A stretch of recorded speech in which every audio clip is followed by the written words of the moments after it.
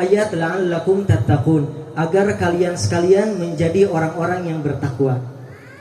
Puasa ibarat sebuah jembatan, dan derajat takwa itu ibarat kampung seberang. Bagaimana kita bisa melalui jembatan dan tiba di kampung seberang kalau keadaan puasa kita rusak, kalau jembatannya rusak? Bagaimana kita akan mencapai derajat takwa kalau puasa yang kita jalankan rusak? Maka barang siapa yang ingin berhasil mencapai derajat takwa, hendaknya melakukan puasa semaksimal mungkin sesuai dengan adab-adabnya.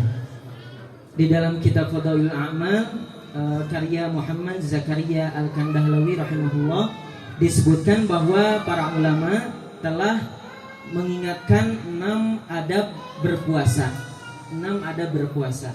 Yang salah satunya adalah hifdzul basar, menjaga pandangan. Menjaga dengan memalingkan, menundukkan atau menghindarkan pandangan dari hal yang diharamkan.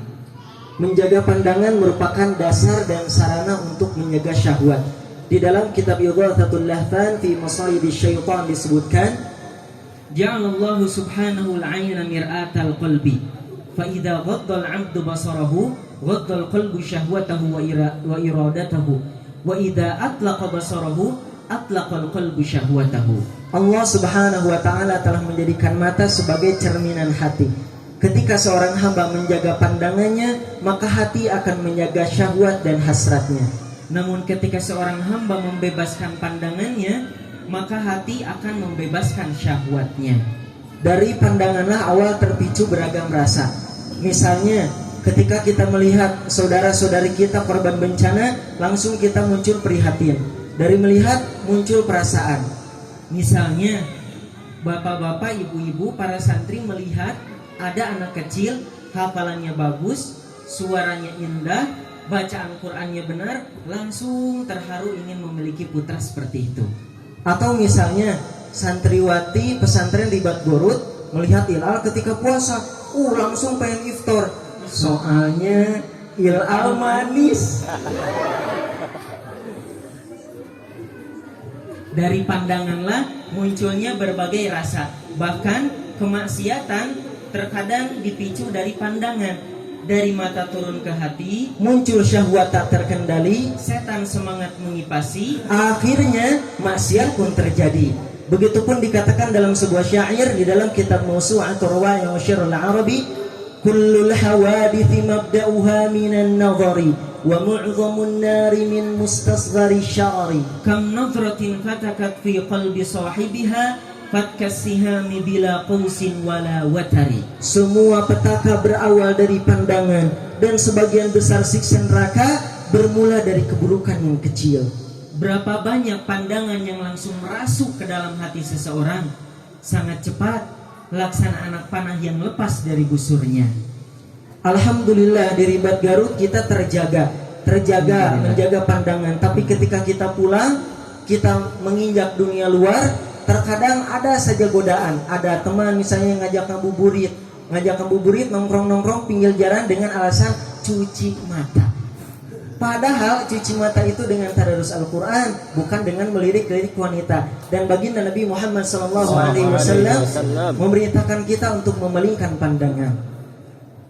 Dari Jarir bin Abdullah radhiyallahu anhu, ia berkata, sa'altu Rasulullah sallallahu alaihi wasallam an-nadharil fujaati fa amarani an asrifa basari. Jarir bin Abdullah radhiyallahu anhu berkata, saya bertanya kepada Rasulullah sallallahu alaihi wasallam tentang pandangan yang tiba-tiba, tidak disengaja, maka beliau memerintahkanku untuk segera memalingkan pandanganku. Hadis riwayat Muslim. Lihat ya, coba santriwati pondok pesantren Ribat Garut, Masya Allah, ketika melihat aurat langsung memalingkan pandangan. Astagfirullah. Masih ada. Masih ada. Malah nambah. Berang-berang makan berkat. Berangkat.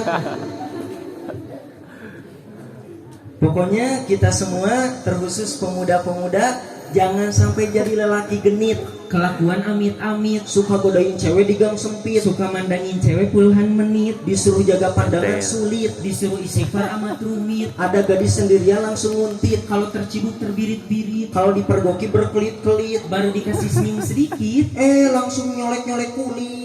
kalau dicuekin emosi selangit. Wajar kalau dapat perlakuan pahit, dihimpit, dicapit, dicubit, digigit. Sekian dari kami, terima kasih banyak dan mohon maaf. Wallahu a'lam. Ihdinas siratal mustaqim. Wa akhiran unzur ma qala wa la tanzur man qala. Wassalamualaikum warahmatullahi wabarakatuh. Waalaikumsalam.